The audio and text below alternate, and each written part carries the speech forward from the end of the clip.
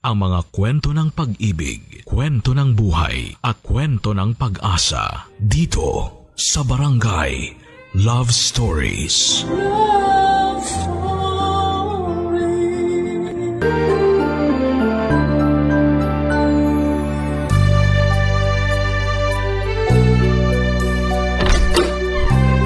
Ay, nakauwi na sa wakas. Mama! Christine, nak. Miss na miss ko po kayo. Payakap nga si Mama. Kamusta po ang araw niyo, Mama? Ay, nag-overtime na naman kami kanina. Ang dami kong ginawa ngayon. Nung pauwi naman ako, ang tagal ng biyahe, sobrang traffic sa labas. Ikaw, nandito ka lang sa bahay, no? Opo. Behave ka ba ngayong araw? Opo. Nagawa mo na yung mga assignment mo para sa school? Nagawa ko na po. Ma, kailan mo ulit ako sasamahang gumawa ng mga assignment ko? Miss ko na rin po kasi yung sabay po tayong nag-aaral eh. Di ko alam, Christine eh. Di ko na yata magagawang samahan ka pa sa mga gagawin mo. Lumalaki ka naman na. 7 years old ka na. Kakayanin mo nang gawin yung mga assignment mo ng mag-isa. Sandali lang nga, ilalapag ko muna tong hawak ko. Ano po yung dala nyo? Bumili ako ng ulam natin. Di ko kaya magluto ng hapunan natin ngayong gabi. Pagod talaga ako galing sa trabaho. Ihain ko muna to sa isang mangkok. Ay! Ang kalat naman sa lamesa. Tingnan niyo po yung lamesa, Ma, oh. May dinrawing po ako. Ito po, oh. Tingnan niyo yung drawing ko, Ma. Ano ba naman to mga pangkulay mo? Iniwan mo na lang na nakakalat sa lamesa. Sa susunod, iligpit mo naman pagkatapos mong gamitin. Sige po, ililigpit ko na po. Alam mo namang wala ako sa bahay palagi eh. Hindi ko magagawang ayusin ang kalat mo.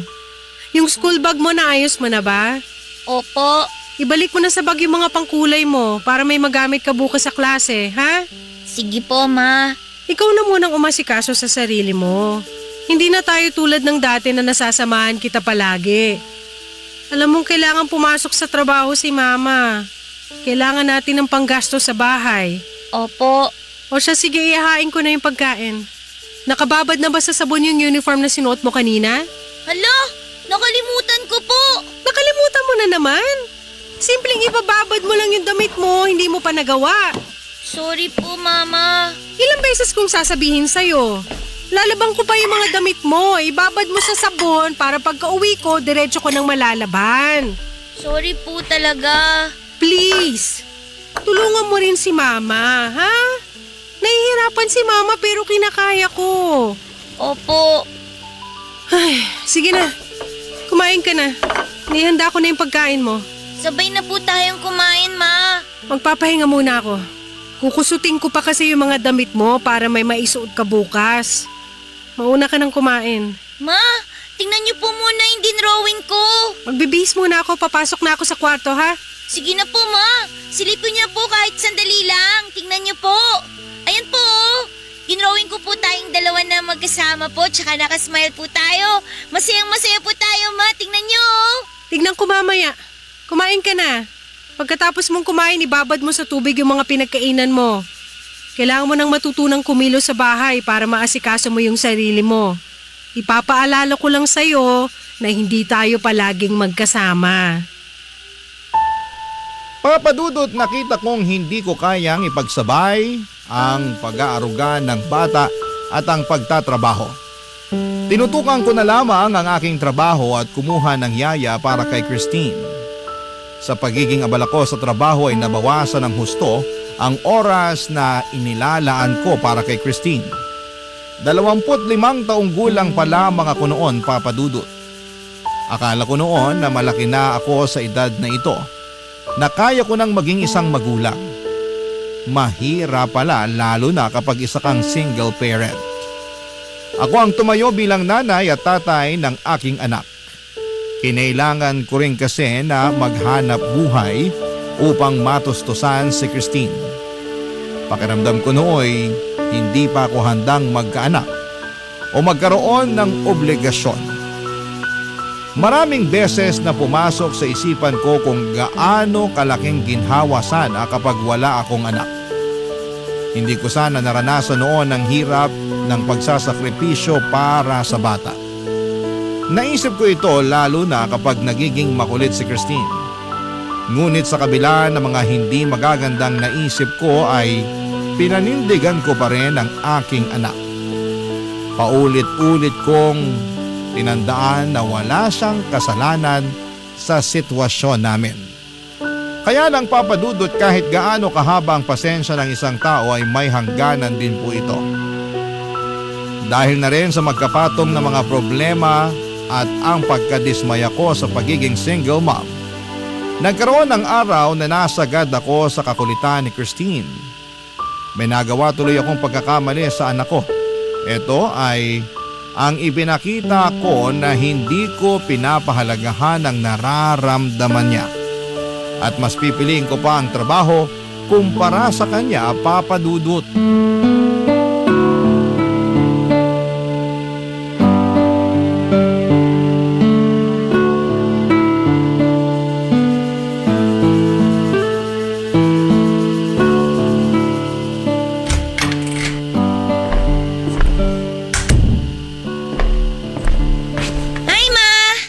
Gising na po pala kayo. Ngayon pa lang po kayo aalis? Oo, anak. Nasobrahan kasi ako sa tulog. Nauna ka na nga gumising sa akin eh. Ipinagluto ka na rin pala ng pagkain ni Yaya. Opo. Mama, kumain na rin po kayo. Sabay na po tayo. Hindi pwede, baka malate ako. Kailangan ko nang pumasok sa trabaho. Sige na po. Marami po yung ulam. Sayang naman po kung di kayo kakain. Inyo na yung ulam. Doon ako kakain sa trabaho. Magbaba niyo na muna ako bago umalis. Ay, teka po mama. Sandali lang. Ma! Ma! Ma! May papakita lang po ako sa inyo, ma! Buksan niyo yung pinto. May papakita lang po ako. Ang kulit mo naman! Umurong tuloy yung ihi ko. Ano ba kasi yun? Tingnan niyo yung ginawa ko, ma, oh. Bago po kayo umalis, tingnan niyo po muna to. Ito po, oh. Tingnan niyo, inayos ko po yung toy box ko. Lahat po ng toys ko, nilagay ko po dito sa loob. Ginawa ko po yung bilin niyo sa akin. Maganda po ba? Paulit-ulit kang kumatok sa banyo para lang dyan? Sorry po, mama. Mamaya ako natitignan yung ginawa mo. Alam mo na nga nagmamadali ako. Teka, saan na nga ba yung bag ko? Ito. Sa trabaho na lang ako iihi. Hindi niyo na po ako pinapansin tulad ng dati. Ganun talaga. Nagbabago ang buhay. Ma, baka naman po pwedeng samahan niyo ako ngayon. Sa day off ko na lang. Ilang beses niyo na pong sinasabi yan eh. Pag day off niyo, lagi naman po kayong tulog. Syempre, pagod ako. Dito na lang po kayo sa bahay, ma. Alam mong kailangan ko magtrabaho. Lagi naman po kayong wala eh. Hindi na po tayo nagkakasama. Wala naman akong choice. Sobra pong namimiss ko na kayo, ma. Ayaw ko po kayong umalis. Anong gusto mo? Dito lang po kayo. Samahan niyo po ako. Ha? Samahan niyo na po ako ngayon, ma. Huwag ka naman magpa-importante. May iba akong mas kailangan gawin. Kahit ngayon lang po. Anong sinabi mo ngayon lang? Opo, ngayong araw lang po, ma.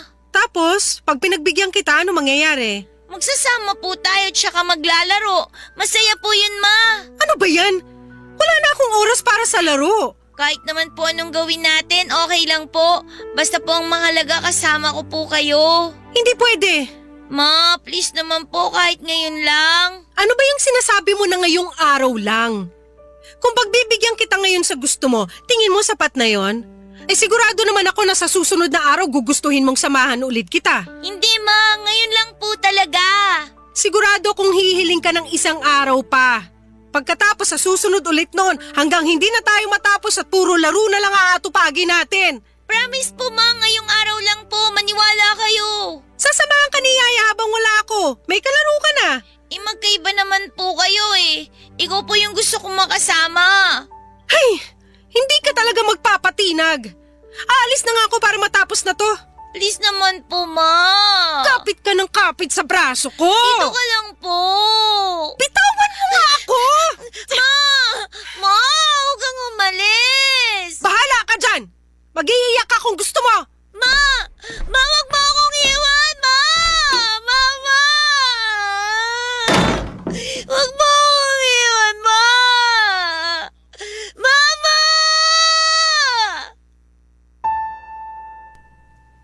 Papadudot, magmula noong hindi ko pinagbigyan si Christine sa araw na yon ay nagbago ang pakikitungo namin. Napansin kong hindi na siya naglalambing na katulad ng dati. Nabawasan ang paglapit at pangungulit ni Christine sa akin. Hindi na rin siya palangiti at nagmukhang malungkot ang kanyang mga mata. Nung unay nakaramdam ako ng ginhawa dahil nabigyan ang buhay ko ng katahimikan. Mas natutukan ko ang mga dapat kong gawin. Subalit may ugali si Christine na madaling makapagkapalagayan ng loob ng kahit na sino, Papa Dudut. Mabait talaga siyang tao at mabuti ang kalooban. At sa katagalan ay hinahanap-hanap ko rin po ito. Kaya lang tuwing magkasama kami noon ay meron ng pag-aalinlangan na parang siya na mismo ang umiiwas sa akin. Ginagawa ko na lamang ang aking obligasyon at sinusuportahan siya sa aspetong pinansyal. Kaya lang kahit sabihing nasusustentuhan ko siya, sa katagalan ko lamang naintindihan na kulang ito para ipakita ang pagmamahal sa anak. Lumipas ang panahon at hindi ko na namalayan ang mga araw at taon na hindi ko kasama si Christine hanggang sa lumaki na siya. Dito na tuluyang nagkalayo ang loob namin sa isa't isa, Papa Dudut. Meron ng lamat sa aming dalawa at hindi ko pa noon nauunawaan ang dahilan nito, Papa Dudut. Barangay Love Stories. Barangay Love Stories. Mabilis lamang ang panahon, Papa Dudut. Kamukat-mukat ko ay dalaga na si Christine. Edad 30 na at nagtatrabaho na rin. Dahil sa pagkalayo ng loob naming mag-ina ay hindi ko man nalaman na nagkaroon si Christine ng nobyo. Biro mo ha, 2 taon na pala silang nagsasama ng nobyo niya bago niya ito ipinakilala sa akin. Kahit sa pag-aasawa nilang dalawa ay binalitaan na lamang ako ni Christine noong kasal na sila. Wala na ako nagawa kundi ang magulat. Maliban sa magkaiba na kami ng bahay ni Christine ay halos wala na akong alam noon sa nangyayari sa kanya. Hindi ko alam ang kanyang kalagayan o kung ano man ang saloobin niya. Hindi ko man lang siya natatanong kung kumusta na siya. Saka lamang ako na balitaan noong tumawag sa akin sa telepono ang asawa niyang si Ben. Doon ko muling naramdaman ang pagkasabik na makarinig ng anumang balita sa anak ko. Ito pala hindi ka nais-nais, Papa Dudut, dahil may nakatanim palang mabigat na saloobin sa puso ni Christine.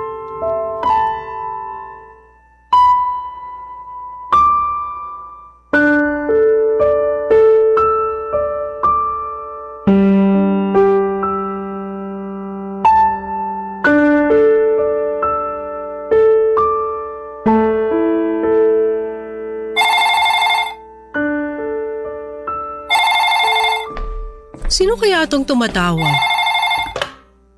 Hello? Hello? Tita Kelly, si Ben po to. Oh, Ben. Napatawag ka. Kumusta kayo ni Christine? Yun nga po. Kaya po ako tumawag sa inyo. Tungkol po sa anak nyo. Paano ko ba ito sasabihin? Ayos lang ba si Christine? Maayos naman po ang kalagayan niya. Wala naman po siyang sakit o anuman, pero… Pero ano? Ano kasi, ilang araw na pong ganito si Christine. Yun bang wala sa hulog? Anong ibig mong sabihin? Di ko rin po kasi talaga alam kung ano nangyayari sa kanya. Sa tagal namin magkakilala ni Christine, ngayon lang siya nagkaganito talaga. Alam niyo naman po siguro na matagal nang bugnutin si Christine. Oo, alam ko. Minsan magugulat ako. Bigla na lang siya mawawala ng gana ng walang dahilan. Hindi ko naman siya inaaway. Alam ko na yung senyalis kapag bad mood siya. Nagmumukha siyang may malalim na iniisip at tatahimik siya. Saka siya mag-walkout at magkukulong sa kwarto. Kapag nagkakaganon siya, hinahayaan ko na lang muna siya. Palilipasin lang naman ang oras at mamaya makakausap ko na uli siya. Kaso po ngayon… Pero kumusta nga si Christine ngayon? Ilang araw na kasi siyang ganon. Ayaw niya nang bumangon. Pang ilang araw na ba? Kung tama ang kwenta ko, 1 linggo na siya nakapulupot sa higaan. Ang ginagawa ko, pinapatawa ko siya at pinapakain ko. Kaso hindi na tumatalab sa kanya. Kahit anong pagpapalakas ng loob ko sa kanya, ganun pa rin po siya. Ba't naman lumala yung pagiging moody niya? Ewan ko nga eh. Akala ko panandalian lang yung lungkot niya. Matagal na siya nagpapakita ng ganitong pag-uugali. Naiintindihan kong moody siya dahil sa lungkot na dinadala niya. Pero ang sa akin lang eh, kung ano man ang pinagdadaanan niya sa buhay, subukan man lang niyang patawarin. May problema ba si Christine? Hindi ako sigurado. Tahimik naman ang buhay namin mag-asawa. Mabait ako kay Christine at mahal ko siya. Pero siguro… Anong siguro? Lagi niyang naaalala yung nakaraan niya. Madalas siya itong ino-open sa akin. Di raw siya masaya nung bata pa siya. Ang lungkot daw talaga niya. Pakiramdam daw niya na walang nakakaintindi sa kanya. Pero, paano magkakaganon? Nung maliit pa si Christine, hindi naman siya nakaranas ng paghihirap. Sinigurado kong may sapat kami sa lahat ng pangangailangan. Masunurin din siyang bata. Hindi talaga siya pasaway, kaya hindi naman siya napasok sa anumang gulo. Wala rin naman siyang naikwento sa akin na pwede kong pagdudahan. Hula ko lang to ha. Siguro kailangan po kayo makausap ni Christine. Na makausap ako? Bakit naman sa tingin mo? Baka lang po may kinalaman sa inyo sa pagsasama niyo mag-ina. Mukhang malalim po kasi ang ugat nitong nararamdaman ni Christine. Lagi niya po sinasabi sa akin na pakiramdam niya malayo sa kanya yung nanay niya. Pakiramdam niya wala raw tumuturing sa kanya bilang pamilya. Ha? Kaya nga po ako tumawag sa inyo kasi gusto ko sanang dalawin niyo si Christine. Baka po makatulong sa kalagayan niya. Baka kasi may kailangan lang po kayong pag-usapan. Magkaliwanagan lang kayo. Pero, bakit? May nagawa ba ako? Iyan pala ang nararamdaman niya tungkol sa akin? Subukan na lang po natin. Puntahan niyo po siya at unawain niyo po. Sana pagbigyan niyo po ang hiling ko sa inyo. Kasi ayoko po siyang sumuko sa buhay. Papa Dudut, nag-alala ako sa pag-uusap namin ni Ben. Nalaman ko sa kanya na may pinagdadaanan si Christine. Seryoso na rin ang kalagayan ng anak ko upang sadyain akong kausapin ni Ben at humingi sa akin ng tulong. Nagtataka pa ako noon kung anong magiging suliranin ng anak ko. Gayong mukha namang maayos ang sitwasyon niya. Kahit matagal nang hindi nagkukwento sa akin si Christine ay hindi ko makita noon ang anumang problema sa kanyang buhay. Magandang buhay nilang mag-asawa, Papa Dudut. Mabuting tao rin si Ben at maasikaso. Hindi ko alam kung ano pang magiging dahilan upang panghinaan ng loob si Christine. Inangad kong masasagot ang aking mga katanungan sa pagdalaw ko sa bahay nila ni Ben, Papa Dudut.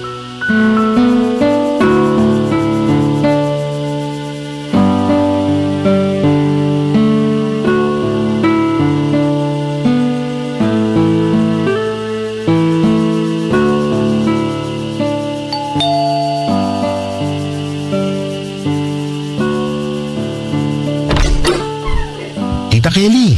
Ben, masaya ako makita ka ulit. Ngayon lang uli ako nakadalaw sa inyo. Natutuwa ako na malinis pa rin kayo sa bahay, ha?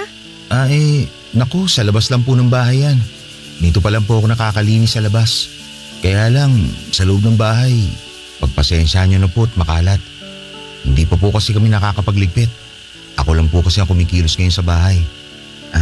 Pasok na po tayo. Hala, magulo na pala sa loob ng bahay nyo. Hindi ko akalain kapag nasa labas ka. Ikaw rin ba nagluluto ngayon? Opo. Sinisikap kong lutuin lahat ng mga paboritong ulam ni Christine. Pakonti-konti lang po siya kumain. Pero buti napapakain ko po siya kahit papano. Oh, nasa na nga ba siya? Nasa kwarto po. Hatid ko po kayo sa kanya. Dito po tayo, tita. Christine, andito mama mo. Dinalaw ka niya. Ha? Si Mama? Papasukin ko na siya, ha? Christine. Ma, Maiwan ko po muna kayong dalawa. bakit nandito ka? Gusto ko lang kumustahin ka. Ilang araw ka na raw hindi lumalabas ng kwarto nyo. Sinabi yan sa'yo ni Ben? Oo, nag-aalala siya sa'yo. Okay ka lang ba? Ewan ko ba? Kailan mo pa ito nararamdaman? Ganito lang talaga ako minsan. Tinatamad lang ako. Wala ka lang sa mood? Oo, Isang linggo ka na raw hindi bumabangon. Ang tagal mo nang wala sa mood. Ewan ko ba? Kumusta ka ngayon? Ayos naman ako. Kumain ka na ba? Baka nagugutom ka na. May gusto ka bang kainin? Bibilhin ko na. Okay na ako, Ma. Kung ano yung gusto mo, sabihin mo lang. Wala naman akong gusto. Huwag kang mahiya. Mahilig ka sa ice cream, di ba? Gusto mo ba? Hindi na. Ayokong kumain. Ayoko rin ng kung ano. Hindi ko alam kung ano yung gusto ko o kung may gugustuhin pa ba ako. Ikaw bahala. Ano bang pakiramdam mo ngayon? Yung totoo? Wala. Wala akong nararamdaman. Manhid na ba ako kapag ganon? Hindi ka manhid. May nararamdaman ka kaya ka nawawala ng gana. Ang tanong, ano yung nararamdaman mo? Hindi ko alam eh. Hindi ko talaga alam. Tingnan mo nga, hindi mo na naaalagaan yung sarili mo. Kasi may bumabagabag sa'yo, may problema ka. Pero wala naman akong dapat problema, di ba? Dapat masaya ako eh. May nagmamahal sa akin. Nandyan si Ben. Mapayapa kaming nagsasama. Nandyan ka rin, Ma. Tsaka mukhang masaya ka naman, kaya okay na sa akin yun. Pero ikaw ba? Gusto ko rin maging masaya ka. Kaso hindi ko na alam kung paano eh. Parang nakalimutan ko na kung paano sumaya. Tsaka, huwag mo na akong problemahin, Ma. Alam ko namang busy ka eh. Marami kang ginagawang importante.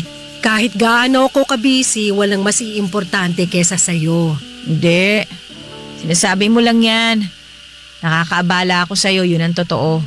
Ayoko mahirapan ka ng dahil sa akin. Kung ano-anong iniisip mo, hindi ka nakakaabala sa akin. Talaga ba? Bata pa lang ako eh. Tinuruan.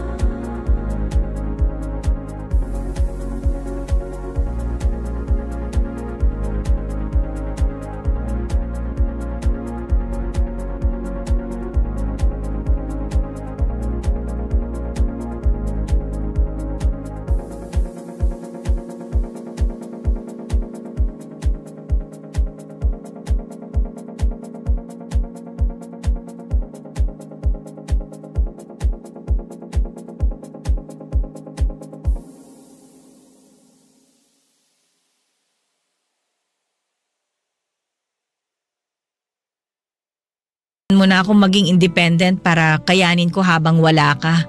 Oh, tingnan mo ako ngayon. Kaya ko naman yung sarili ko. Sinikap ko na tumayo sa sarili kong mga paa para hindi na kita abalahin pa. Oh, eto na. Natuto na akong kumilos nang hindi ka kailangan. Hanggang sa hindi na kita hinahanap. Nasanay na ako nag-iisa, Ma. Di ba ito naman yung gusto mo? Oo, pero sa ikabubuti mo naman yan. Para sa akin ba talaga? O baka naman para sa sarili mo? Akala ko pag hindi na ako maging abala sa iyo matutuwa ka na magugustuhan mo ulit akong makasama. Pero ang nangyari mas lumayo ka pa eh. Kala ko mas mapapalapit tayo. Yun pala mas lumawak yung distansya sa ating dalawa. Nakita ko naman kasing kaya mo na mag-isa, kaya hinayaan mo na ako, ganon. Tuwing tinatanong ako ni Ben kung kumusta yung kabataan ko, yung sinasagot ko lang malungkot ako. Pag kinukumusta niya tayong dalawa, mas lalong hindi ko alam ang isasagot sa kanya. Christine. Alam mo ma, habang lumalaki ako, dami kong gustong i-share sa'yo ng mga bagay. Hinintay kong bigyan mo ako ng panahon. Pero sa kasasabi nyo ng mamaya na, nabaon ko na lang sa limot yung mga ikukwento ko dapat sa inyo. Alam mo namang lagi akong pagod sa trabaho noon. Alam ko naman yun, May. Babad kayo sa trabaho dahil kailangan natin yun. Ang kaso ginamit mo rin palusot yun para iwasan yung kakulitan ko Pero makulit ka talaga noon. Siyempre, dati bata pa ako noon Natural naman sa bata yung maging makulit, di ba?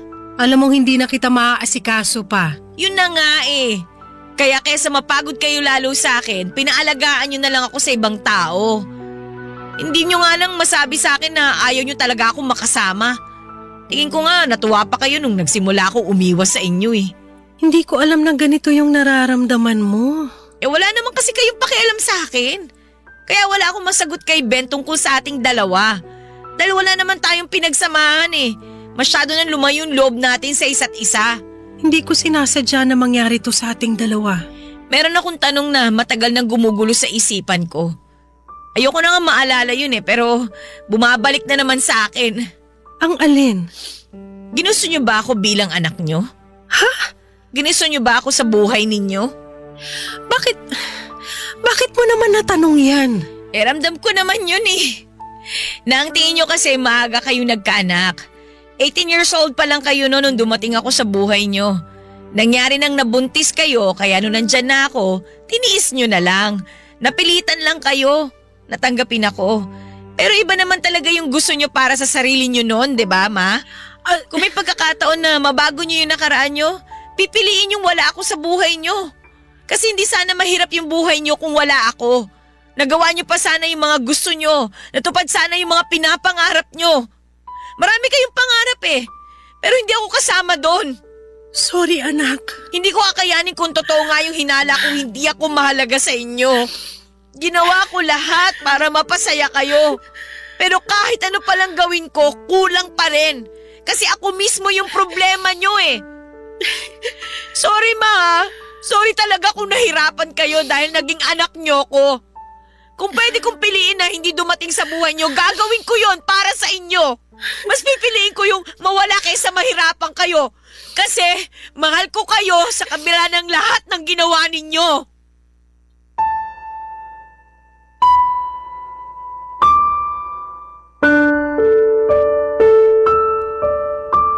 Papadudot nagulantang ako sa pagbahagi ni Christine ng kanyang nararamdaman. Nakonsensya ako sa mga sinabi niya dahil may katotohanan ito. Noong humirap ang buhay naming mag-ina ay maraming beses kong naisip na mas maginhawa sana kapag wala akong anak. Subalit hindi dahil naisip ko ito ay ginusto ko na itong mangyari. Hindi ko lamang lubos na naiwasang maipakita ang aking panandaliang saloobin. Alam kong hindi nararapat na maramdaman ni Christine ang aking sama ng loob sa obligasyon ko sa kanya. Nagkaroon ng depresyon si Christine nang dahil dito, Papadudot.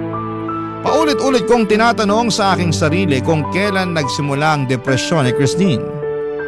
Ang alaalang nangibabaw sa isipan ko ay yung maliit pa siya at nagpasama sa akin ng isang araw ngunit malamig ko siyang tinanggihan.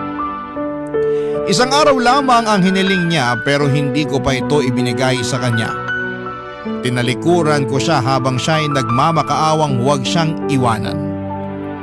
Tumatak sa musmus niyang isipan na hindi siya mahalaga para sa akin.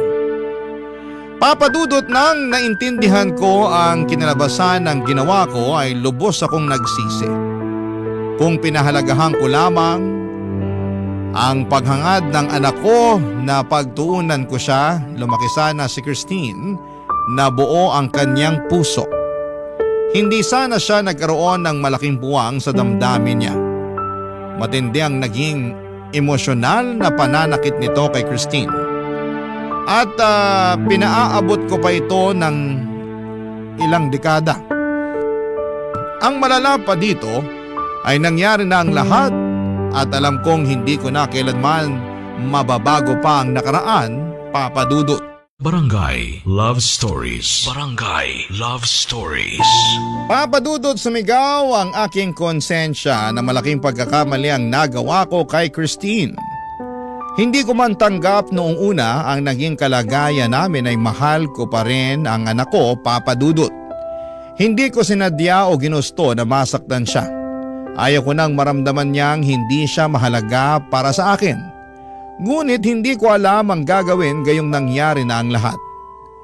Noong araw na nag-usap kami ay walang tigil ang pagbuhos ng aking luha. Kahit hanggang sa pag-uwi ko sa aking bahay, pinagnilayan ko ang mga sinabi ni Christine. Kung mas gugustuhin ko nga ba na hindi na lamang sana siya dumating sa akin, Papa Dudut. Alam ko ngayon na hindi ko pipiliin yung wala si Christine sa buhay ko. Pipiliin ko pa rin na magkasama kami kahit gaano ito kahirap. Pipiliin kong hindi ko kailanman na ipakita na naging pabigat siya sa buhay ko.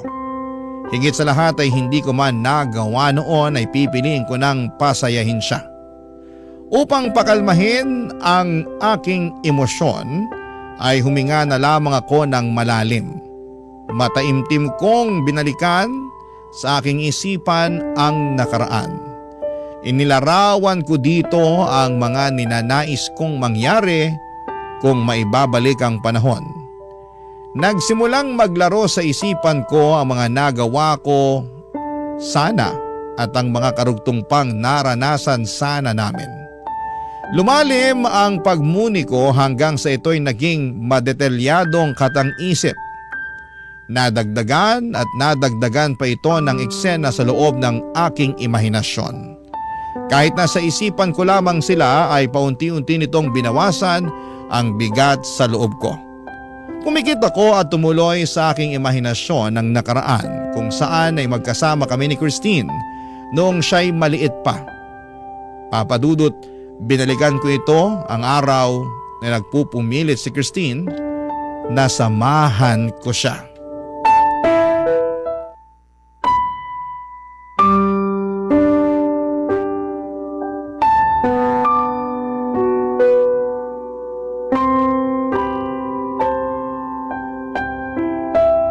Dito lang kayo ngayon sa bahay ha? Aalis na ako. Mama, gusto ko po kayong makasama. Hindi pwede, may pasok pa ako. Samahan niyo po ako ngayon, sige na po. Gusto mo ba talaga makasama si Mama ngayon? Eh alam mong may trabaho pa ako. Lagi na lang po kayong wala dito sa bahay. Pag day off niyo po, puro tulog naman kayo. Miss na miss ko po kayong makasama, Mama. Kaso kailangan ko magtrabaho. Para rin naman sa'yo itong ginagawa ko eh. Eh kailan po ba tayo magsasama ulit? Kailan ko po kayo makakasama? Sige na naman po ma, kahit ngayong araw lang po. Dito lang po kayo. Promise ngayon lang po. Alam mo namang hindi kita matitiis, kaya pagbibigyan kita sa hinihiling mo. Talaga po? Sasamahan niyo po ako?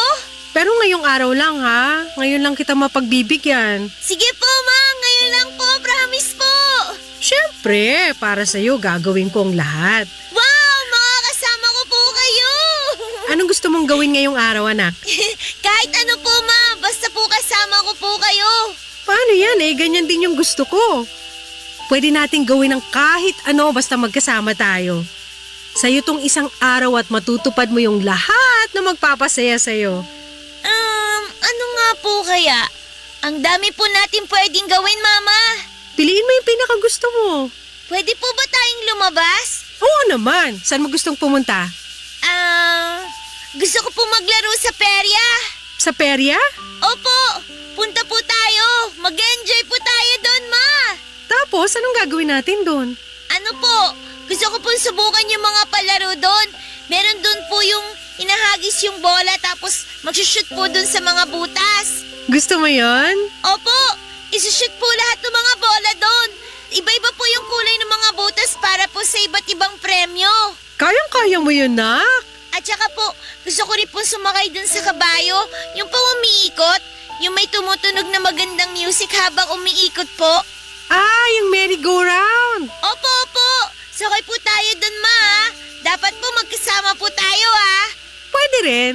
Tapos syempre po, hindi po kumpleto yung araw pag wala pong matamis. Ay, alam ko na yung sinasabi mo.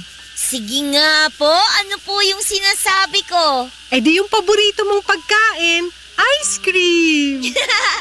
Kailangan niyo po talaga ako, Mano. Alam niyo po kung ano yung gusto ko. Maaraw pa naman ngayon, bagay nga sa mainit na panahon. Sige, kakain din tayo ng ice cream. Yung mango flavor po, ma. Masarap po yun. Meron ka pang gustong gawin? Hindi magpapahinga na. Oo nga naman, kailangan din natin magpahinga. Sige na, ma. Sa perya na po tayo. O sige, Talaga po? pupunta tayo sa perya. Yay! Ang saya ko! Tara na. Wait lang po, ma. Hindi pa po kayo kumakain ng almusal. Ay, oo nga pala. Ayaw mo magutom si Mama. Ang sweet naman ng anak ko. Siyempre po, love ko po kayo eh. Sobrang love din kita, anak. Magpalakas po tayo at kumain po muna, ma. Para po marami tayong magawa ngayong araw na to.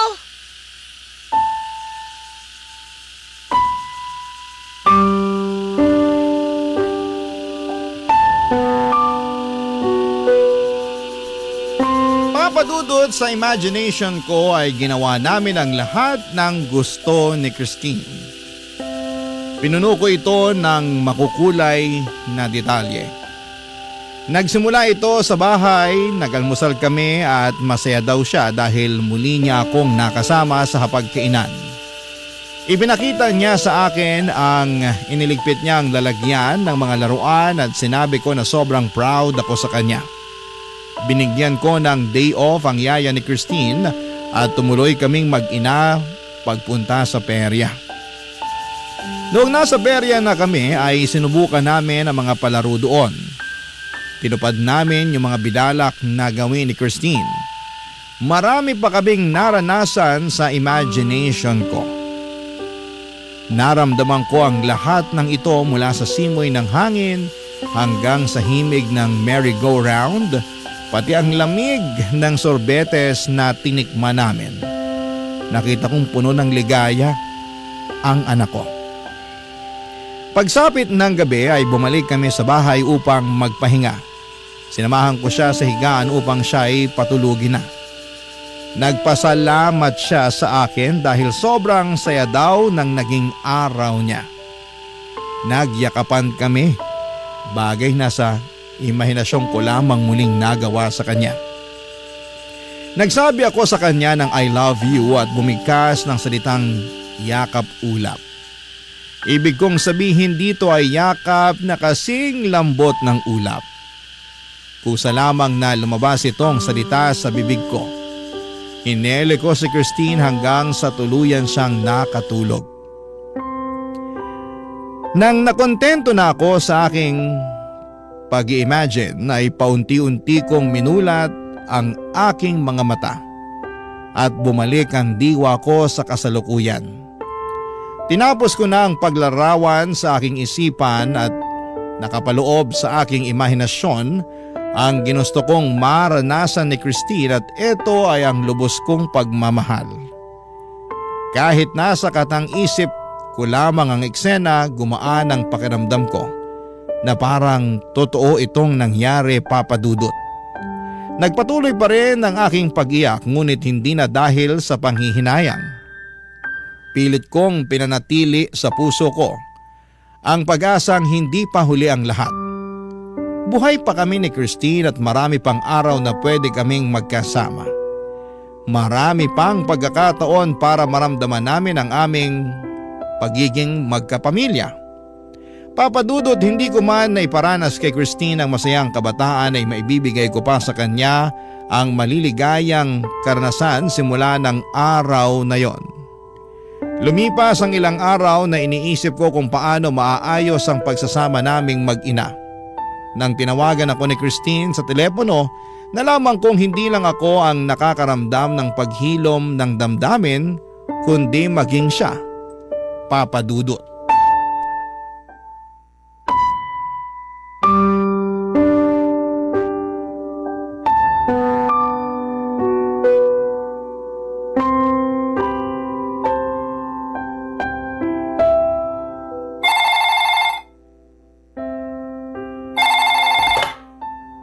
Hello? Mama? Christine, kumusta ka na? Okay naman ho ako.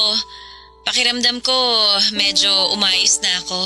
Ay, mabuti kung ganon. Ano nangyari sa'yo nito mga nakaraang araw? Ayun, puro tulog lang yung ginawa ko. Pagkagising, puro naman iyak. Halos naubos ko na nga yung tissue sa bahay sa kasising ako eh. Alam niyo ma, ang himbing ng tulog ko nung nakaraan, may napanaginipan ako maganda nung gabing yon. Kaya lang, hindi ko naman makwento sa inyo kasi hindi ko na rin matandaan eh. Pero sure ako na napanaginipan ko yun nung araw na dumalaw kayo. Talaga? Pagkagising ko nun kinabukasan, medyo gumaan yung pakiramdam ko. Pinagluto ako ni Ben noon tsaka sabay kami nag-almusal. Tapos sinabi pa niya na natutuwa daw siya kasi ginaganahan na raw ulit akong kumain. Nag-aalala nga raw kasi siya kasi baka pumayat ako lalo eh. Kontento na raw siya sa kaseksihan ko. Huwag ko na raw itodo pa. Buti nakakakain ka na. Akalain mo yun, ma? Tulog lang palang kailangan ko para gumaan yung pakiramdam ko. Buti nakakapagbiro ka na rin. Siguro natatanggap ko na lang ang lahat, ma. Ginusto ko na maging close tayo nung bata pa ako. Pero wala naman ako magagawa nun kung nakadepende sa iyo yung paghahanap buhay. Na-realize ko na kaya mo ginawa yon para hindi ako mahirapan. Ikaw yung nagpakahirap para mabigyan ako ng mas magandang buhay. Christine, gusto ko sanang humingi ng paumanhin sa'yo. Bakit naman, ma? Kasi naiparamdam ko sa'yo ng minsan na hindi kita pinahahalagahan. Hindi ko sinasadyang saktan ka. Patawarin mo ko kung minsan nagdadalawang isip ako sa presensya mo sa buhay ko. Mahalaga ka sa akin. Kung uulitin ko man ang nakaraan, pipiliin ko pa rin harapin yung anumang hirap basta't para sa ikabubuti mo. Ma, okay na yon. Napapressure ka rin kasi dati eh. Kahit malamig kang makitungo minsan, alam ko namang mahal mo talaga ako. Sorry naranasan mo pa yung katarayan ko.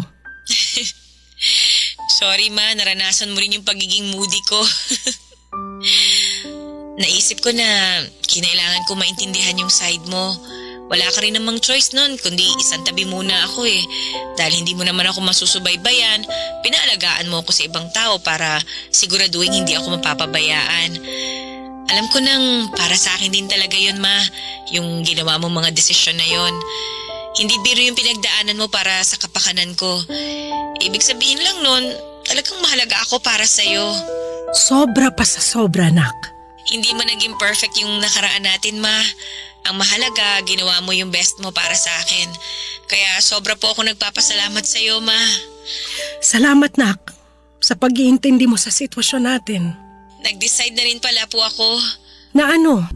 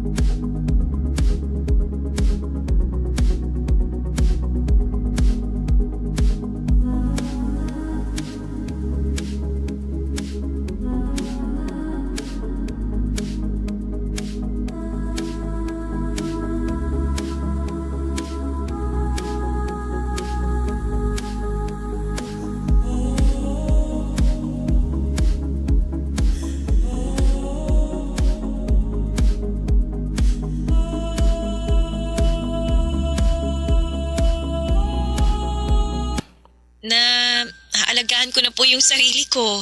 Aba, dapat talagang alagaan mo yung sarili mo. Sige na po. Concern na po talaga kayo sa akin. Ayaw nga pala ma, lalabas po ako mamaya para bilhin yung mga kailangan. Tapos maglinis din kami ni Ben ng bahay. Nakita nyo naman na sobrang kalat dito sa amin. Masaya talaga ako marinig yan. Ginaganahan ka na rin kumilos. Alam ko po kasi na mahal niyo ako ni Ben.